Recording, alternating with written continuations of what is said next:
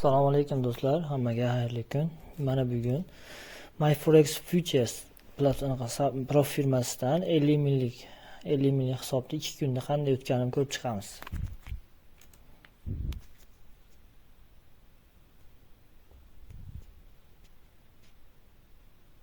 Mana ko'rishimiz mumkin. Maqsadli foydamiz $3000. Bizda bu joriy balansimiz bo'lsa, bizda $3004 foyda qilingan. Minimum trading savdo kuni 1 kun. Biz o'zi aslida 2 kun savdo qilganman. Juma kuni savdo qilingan, lekin shanba, yakshanbani ham hisobga olganda 4 kun qilib ko'rsatyapti. Savdo boshlangan kuni 25-aprel. Tugash sanasi mana 28-aprelni ko'rsatyapti mana. 2 kun savdo qilingan. Mana bu joyda ko'rishimiz mumkin mana. Birinchi kuni $2573, ikkinchi kuni bo'ladigan bo'lsa $431 foyda qilinyapti.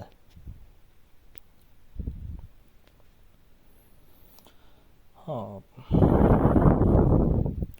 Bu yerda o'rtacha foyda $77, o'rtacha ziyon bo'lsa $234 ko'rishimiz mumkin bo'lyapti.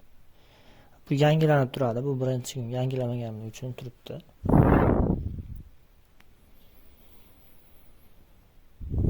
Hop. Hozir ko'ramiz.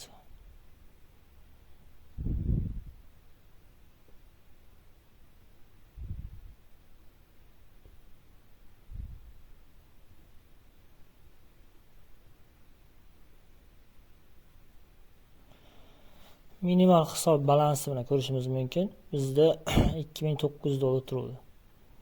Maksimal yo'qotishimiz bizda 2,5 hisoblanadi. Bir kunlik yo'qotishimiz bo'lsa $1250 hisoblanadi. Agar bir balans 1250 dan pastlab ketadigan bo'lsa, bozor avtomatik savdodan chiqaveradi. Mana bu joyda ko'rishimiz mumkin. O'rtacha orderlar ochilgani qara vaqtini ko'rsatyapti mana. 15 sekund, 45 sekund, 1 minut, 2 minut atroflari. Bu yerda ham mana ko'rishimiz mumkin mana. Men faqat Nasdaq Futures savdo qilaman, mikroda emas, makroda, faqat bir lotdan ko'rishimiz mumkin mana. Bir lotdan kirilgan va scalping usulida savdo qilaman, bozor ochilib bo'lgandan keyin. Bozor biz vaqtimiz bo'yicha 6:30 da ochiladi. O'zbekiston vaqti bo'yicha. Lekin sizlarga 7 dan keyin savdoga kirishni maslahat beraman, chunki bozor yarim soat davomida o'ynab turib, qaysidir tomonga bir tomonga ovib olgandan keyin o'sha tomonga qarab turib trend bo'yicha scalping ishlaganingizlar yaxshi. Nasdaq Futures'larda bir lotda bemalol $100, $200 foyda qilishingiz mumkin bo'ladi.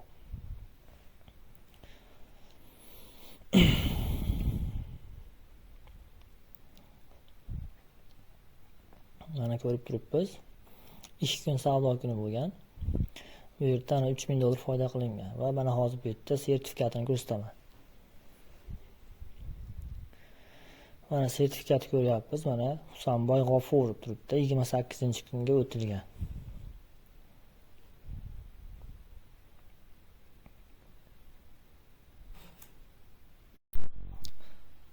Hop. Ko'rishingiz mumkin.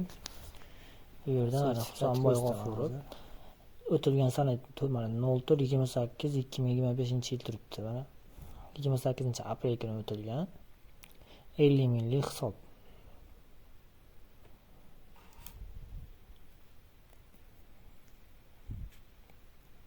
Hali anaqa vizrava qilganim yo'q. Va bizda mana live hisob berilgan mana birinchida turibdi mana. Bunda mana bugun 29-kuni mana bugun ishladim. Hali update bo'lgani yo'q, sababi kunning oxirida refresh bo'ladi, bu update bo'ladi. Hali 6 soat bor. 6 soat va 45 minutdan keyin bu yangilanadi.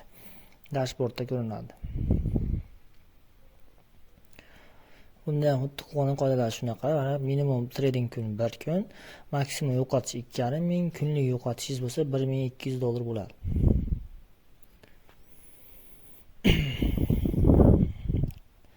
Buni mana 5 winning days degan nimasi bor, qoidasi bor.